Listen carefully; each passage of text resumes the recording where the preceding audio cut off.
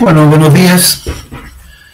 Esta es la clase, o buenas tardes, depende de cuando ustedes vean esta clase. Esta es la clase número 15 y lo que vamos a iniciar ahora con esta clase y varias de las que siguen es el tema de la argumentación. Nosotros habíamos visto géneros narrativos, habíamos visto prototipos textuales, narrativos, explicativos, argumentativos y descriptivos, aparte del dialogal, etcétera. Pero ahora lo que vamos a introducirnos es en una cuestión que tiene que ver no solamente con el prototipo textual, sino la forma textual, sino también que tiene una relación con los campos sociales en los cuales nosotros nos movemos. La primera pregunta es ¿por qué hablamos o por qué escribimos? ¿Qué es lo que buscamos? ¿Cuál es el propósito que tenemos cuando escribimos algo o cuando hablamos? En ese sentido, lo que yo quiero un poco mostrar es que claramente nuestra comunicación tiene un propósito y que nos movemos en determinados campos discursivos, ¿no? O sea, campos en donde cumplimos un rol social, ¿no? Como decía Antonio en la obra de teatro El Mercader de Venecia, ¿no? Todos tenemos un rol y a mí me tocó el más triste, ¿no? O sea, porque es el que se queda sin novia y sin nada, ¿no?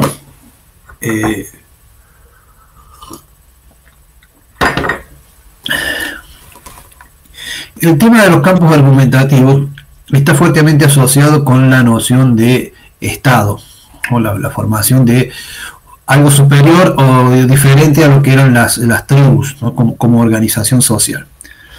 Claramente las tribus, o la forma tribal, no tenía que ver con la escritura, o sea, la forma tribal siempre tiene una transmisión oral, es el valor de la palabra, o sea, en las formas que en algún momento las llamamos también formas o relaciones informales, ¿no? Donde lo que cuenta es la palabra, aquello que se comprometió. Entonces yo me comprometo con la palabra y esa palabra tiene un peso que tiene que ver con las relaciones sociales dentro de una tribu o entre tribus, ¿no? Cuando aparece la escritura, que está asociada con el Estado, aparece el registro, básicamente, la necesidad de registrar lo que se dice, los contratos, ¿no? O sea, el contrato, el compromiso. El género argumentativo pertenece básicamente a las formas estatales, o sea, se argumenta en el Estado.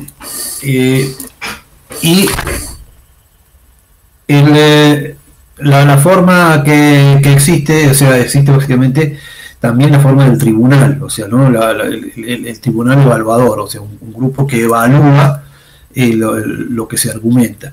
Es un campo discursivo en disputa, o sea, hay gente que va a ganar o perder. Por eso, cuando hablamos nosotros de argumentación, siempre vamos a tener lo que se llama dos oponentes, ¿no? O sea, alguien que argumenta en un sentido y alguien que argumenta en otro sentido, y en definitiva va a haber algún ganador discursivo en todo caso, que se dirimirá de diferentes maneras. Por ejemplo, en las elecciones es una forma, hay todo un periodo de argumentación y luego aparece la definición a partir de los votos, ¿no? Entonces lo que define en una elección son los votos. Otras situaciones se definen de otra manera. La introducción que vamos a hacer nosotros nos interesa la argumentación porque el objetivo es llegar a la argumentación científica y la relación con lo académico. Y cómo opera este campo, ¿no? O sea, por ejemplo, qué es lo que se enseña en la universidad y por qué se enseña, y cuáles son los cambios que se introducen o cómo se mueven los temas dentro de lo académico, el desarrollo de lo científico. Esta idea de campos argumentativos, donde hay actores, donde hay circulación de textos, hay formas de circulación de textos, es lo que más nos preocupa, porque después es lo que necesitamos como estudiantes, ¿no? Como para formarnos, básicamente necesitamos siempre actualizarnos y saber en qué campo nos movemos. Aparte necesitamos construir un rol en ese campo. Si nosotros estudiamos una carrera, no solamente se trata de estudiar la carrera, después hay que ubicarse en ese campo social, o sea, hay que tener un rol que tendrá que ver con el trabajo que uno desarrollará, porque uno puede estudiar, pero si después no trabaja en su carrera, lo que estudió no le sirve de mucho. Entonces, claramente acá vamos a empezar con el tema de la antigua Grecia. O sea, esta clase tratamos la cuestión de la antigua Grecia. No estamos hablando de la Grecia actual, no estamos hablando de la Grecia de Homero, estamos hablando de la Grecia de Pericles, o sea, la Grecia, lo que se conoció como el siglo de Pericles, el siglo V a.C. Para globalizarlo, en el texto ustedes van a ver algunas diferencias de épocas. Vamos a establecer el siglo V a.C., o sea, hace 2500 años. Digamos, uno puede pensar que la argumentación es algo lógico y natural, sin embargo no lo es. La formación de la argumentación en la antigua Grecia es una especie de experimento social que después va a reaparecer en diferentes épocas, ¿no? Pero que en algún momento también desaparece durante mucho tiempo. Esto tiene que ver con el desarrollo de los imperios.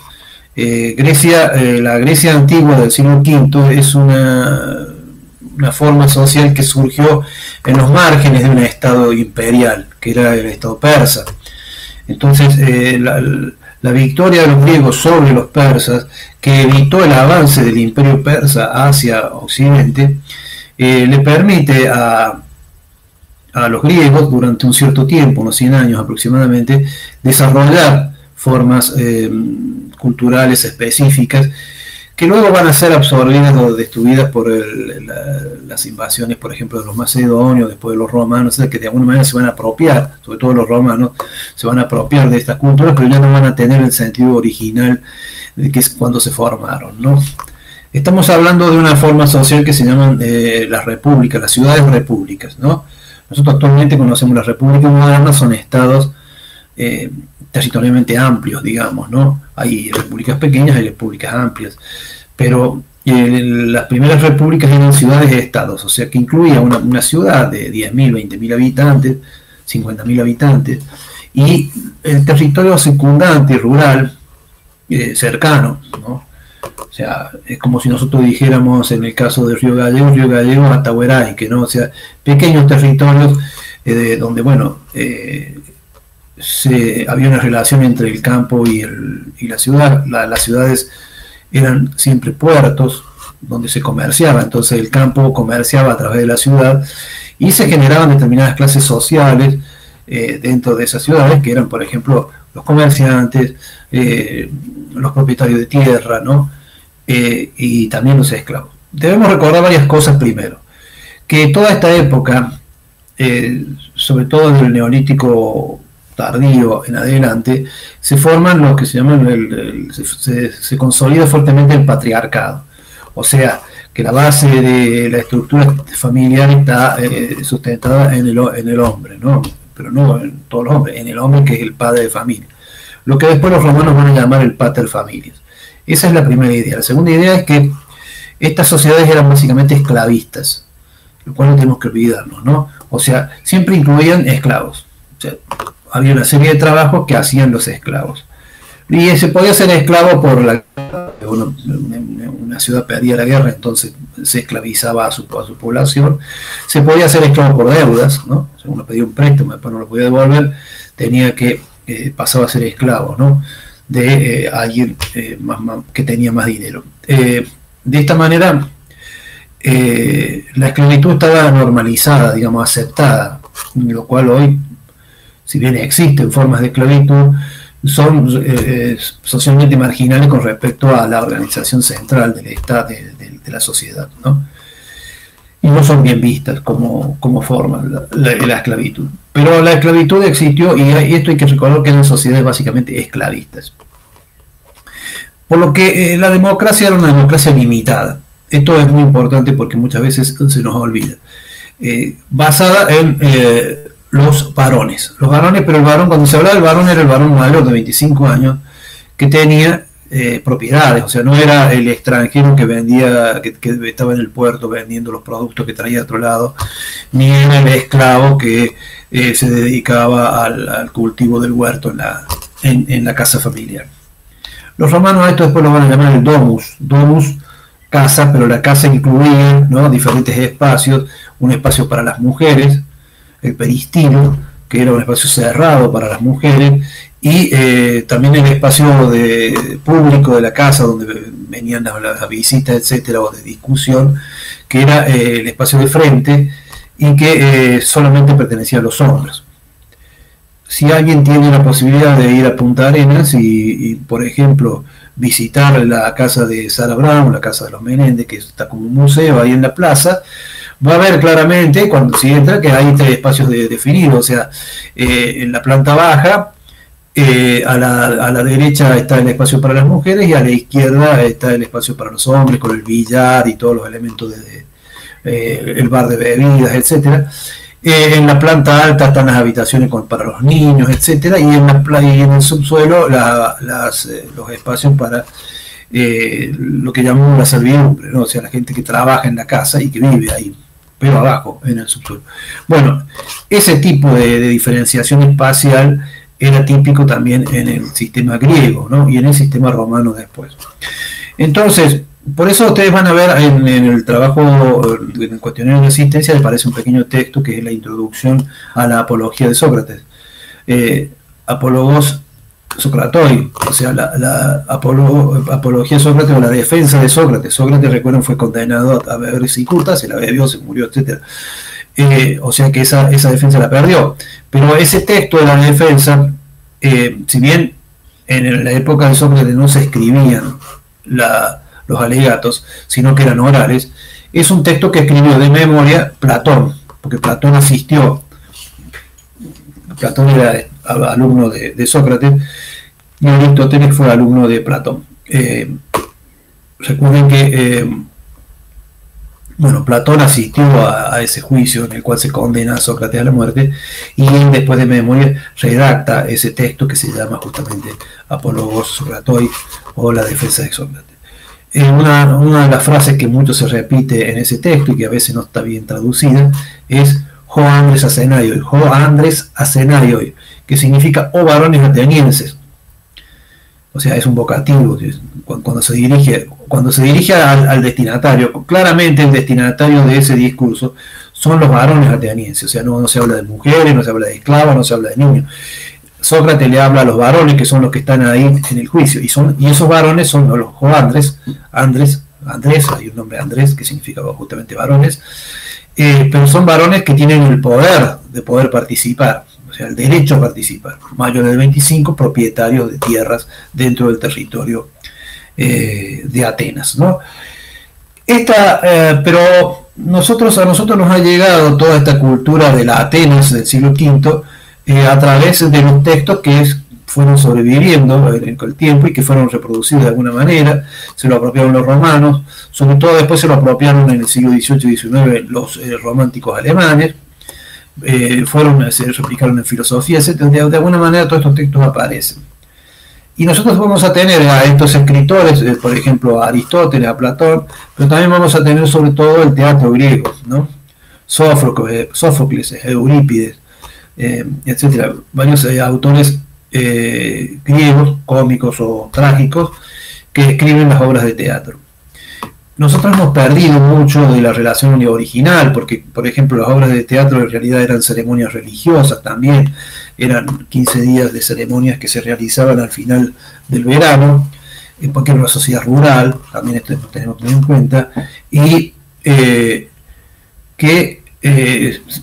la comuna de Atenas, la ciudad de Atenas, le pagaba a los autores para que escribieran estas obras. O sea, había premios, ¿no?, que se recibían dinero, dracmas, a cambio de escribir estas obras y después de representarlas. Entonces, y participaban, bueno, ciudadanos comunes, no es que fuera un oficio el de actor. Había algunos elementos interesantes, por ejemplo, los actores utilizaban máscaras porque el teatro tenía algo de sagrado. no es como nosotros vemos el teatro ahora, sino que el teatro era parte de una ceremonia religiosa y por lo tanto las máscaras cumplían el rol de ocultar el rostro, a diferencia de lo que nos pasa ahora, que el actor es su rostro, ¿no? El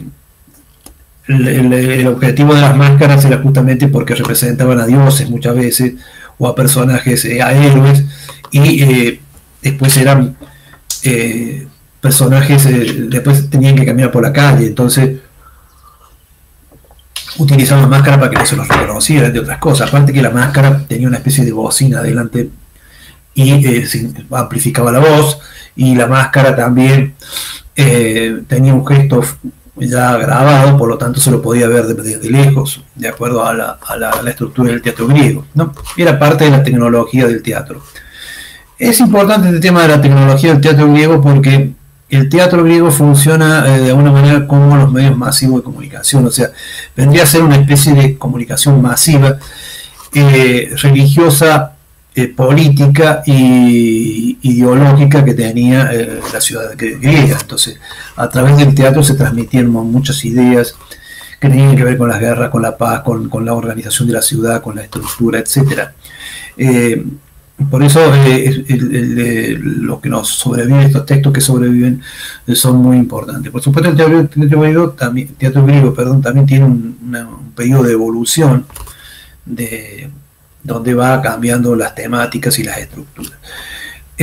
Bueno, entonces, aquí en la Grecia ateniense aparecen claramente diferenciados campos argumentativos específicos, y como han sobrevivido estos textos, nosotros los proyectos son interesantes de estudiar, ¿no? Aquí aparecen los campos argumentativos clásicos de la Grecia, en el teatro, que es donde se argumentaba, digamos, ideológicamente, tendría que ser lo religioso, ideológico, político. Después un campo que era el campo conmemorativo, ¿no? Donde se conmemoraban batallas o héroes, etcétera, y había un campo jurídico, ¿no? El campo jurídico se desarrolló mucho, digamos, es el origen del desarrollo de la argumentación en la justicia. Bueno, estos eran los campos y después teníamos el campo político típico, que era el campo de cuando se discutían en las asambleas temas importantes como ir a la guerra o no, por ejemplo, ¿no? Y hay un espacio, los espacios también, o sea, acá también vemos el tema de los espacios, ¿no? Una palabra, por ejemplo, que es ágora, que ahora se usa mucho, que es plaza. Recuerden que la plaza griega es muy diferente a lo que nosotros tenemos que ir como plaza. La plaza griega no tiene un solo árbol, la plaza griega es toda de piedra.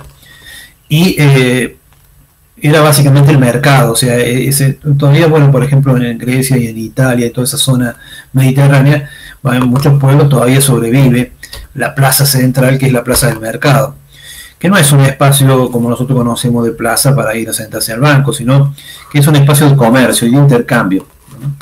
Está generalmente protegido en el centro de un pueblo, una ciudad, y es de piedra, las calles son la superficie es de piedra, y bueno, es el lugar donde se venden los productos.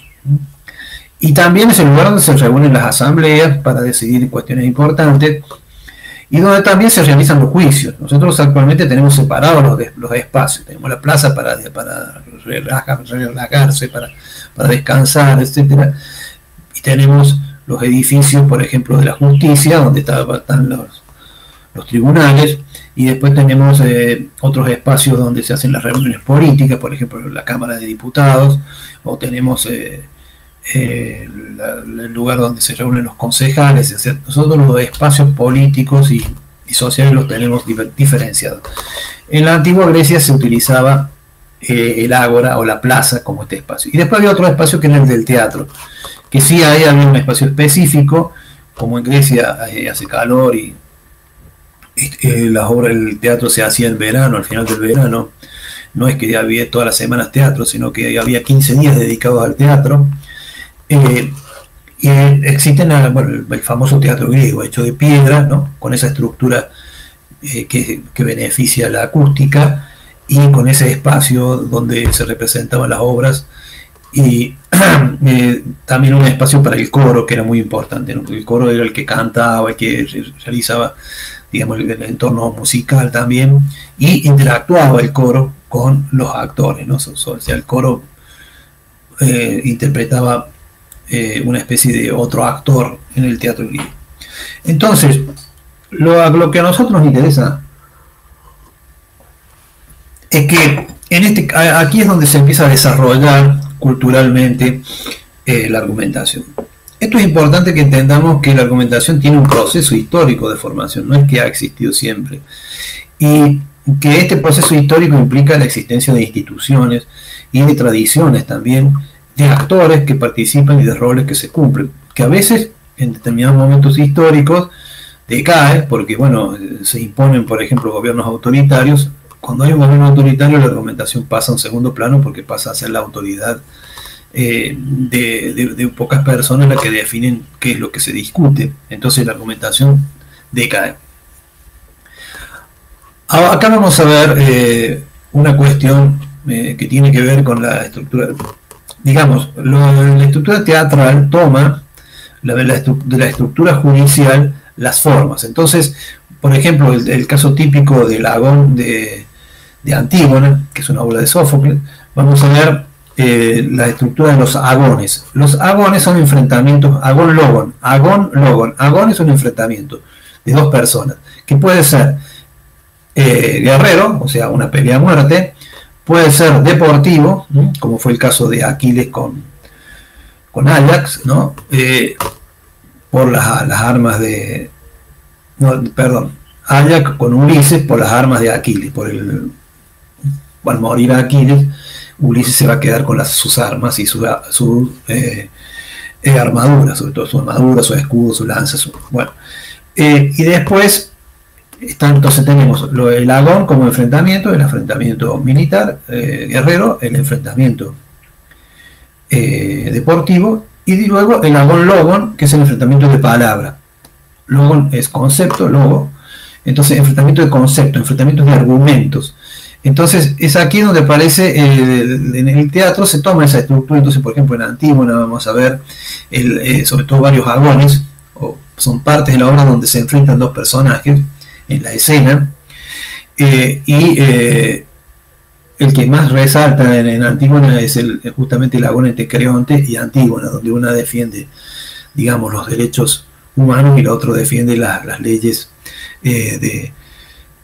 positivas, digamos, las leyes de ese momento, ¿no? O sea, donde de alguna manera Antígona lo que está defendiendo es que existe algo más allá de las leyes de un momento determinado de una sociedad, que son las leyes que tienen que ver con los derechos humanos, ¿no? En este caso Antígona va a defender el derecho de enterrar a su hermano, aunque su hermano haya sido un traidor para la ciudad. Ella tiene derecho a enterrar su cuerpo porque es una cuestión, digamos, divina o relacionada con la religión, pero luego se lo interpreta más adelante, por eso Antígona es tan exitosa como texto base, como una defensa del derecho humano, ¿no? Más allá de una ley específica del momento. Entonces, aquí vamos a tener esa estructura típica que tiene que ver el derecho a la palabra y el espacio para realizarla y quiénes son los actores que realizan esta palabra. Entonces, a eso se lo llaman agones. Los agones tenían una estructura, había agones largos y agones cortos, pero básicamente la cantidad, el tiempo que se podía hablar era el mismo. Este es el tipo de discusión que se hace ahora en televisión, por ejemplo, ¿no? O sea, cuando aparecen dos candidatos a discutir en televisión, lo primero que se está discutiendo, bueno, ¿cuánto tiempo va a poder hablar cada uno y cuáles son las réplicas que pueden hacer? Los agones logon del teatro tenían dos intervenciones largas y dos cortas, ¿no? Y generalmente el último que hablaba era el que tenía la razón, ¿no? O sea, el que tenía la fuerza del argumento. En el caso de Antígona, Antígona es la que tiene la razón, pero es la que muere porque Creonte la condena, lo mismo. Muy bien, en el caso de Sócrates tenemos algo parecido. La defensa de Sócrates es justamente el momento en que Sócrates interviene para defender su posición. Ya han hablado los acusadores de Sócrates. A Sócrates se lo acusaba de corromper a la juventud y de impiedad. Impiedad significa que no creía en los dioses de la ciudad, ¿no? Básicamente en Atenea. Y bueno, y Sócrates va a tratar de defenderse de ese ataque, pero será condenado después. Se condenaba por una votación de los varones ahí presentes, ¿no? Que generalmente eran aproximadamente 500 los que intervenían para juzgar, y después votaban con una ostra, ¿no? Que era blanca o negra, y de acuerdo al resultado era la decisión. Bueno, Sócrates por supuesto la pierde. Muy bien, este es el tema del teatro, de la argumentación en la antigua Grecia. Aquí ya se empiezan a identificar algunas estructuras, básicamente la política, por ejemplo, la ideológica, que tiene que ver con los medios, que es el teatro, en este caso, y las fiestas que se hacían, y la jurídica, ¿no? O sea, la justicia, que también es una forma que claramente se define. Los griegos desarrollan mucho esta forma. Y también aparece la científica, todavía no desarrollada como en el siglo XIX o XVIII-XIX, que se desarrolla el pensamiento científico, sino más asociada también a lo didáctico. O sea, no hay una diferenciación muy clara entre la enseñanza y la investigación científica en este momento de la formación de la argumentación.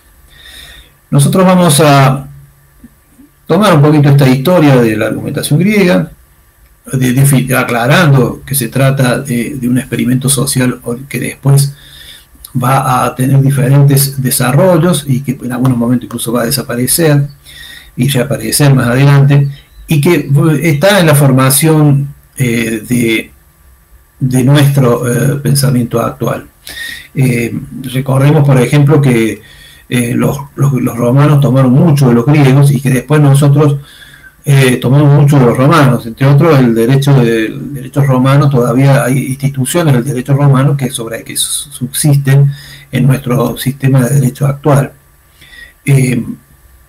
Por supuesto que el derecho ateniense no tenía las leyes escritas, sino que era consuetudinario, o sea, dependía un poco de las tradiciones. Nosotros todavía en el sistema judicial, el nuestro, que deriva del español especialmente, y del romano, que en su momento está muy basado en las leyes escritas, pero tenemos dos aspectos en la justicia, que es, por un lado, las leyes escritas, y por otro lado, la jurisprudencia, o sea, aquello que los jueces interpretan de las leyes, que también es muy importante cuando se argumenta en el campo jurídico. Luego vamos a ver la argumentación en ciencia, que es un tema que veremos más adelante, y algunas formas que se toman de esta antigua forma de pensamiento griego para el desarrollo del pensamiento científico. Claramente en el pensamiento científico vamos a tener, es un campo, ¿no? Y cada campo científico va a depender, por ejemplo, cada carrera va a tener campos diferentes, ¿no? Recuerden que lo que se enseña en la universidad son determinadas prácticas sociales fundamentadas científicamente. O sea, todo lo que nosotros estamos hablando de ciertas prácticas discursivas, pero las fundamentamos en los estudios científicos que se han hecho sobre esas prácticas científicas. Por eso también se estudian las ciencias. Entonces, esto es muy importante recordarlo, ¿no? El campo científico es el que sustenta las prácticas de lo que se enseña en la universidad, ¿no? Esto en cualquier carrera, ya sea psicopedagogía, enfermería, ingeniería en recursos humanos, ingeniería en recursos naturales renovables o ingeniería química. Todo lo que se enseña son determinadas prácticas de lo que se debe hacer de acuerdo a el momento del desarrollo científico, ¿no? A veces después cambia, ¿no? Hay cosas que se descubren que son, por ejemplo, la importancia del lavado de manos, ¿no? La importancia del lavado de manos tiene que ver con la idea del virus, de la bacteria, del hongo, etc.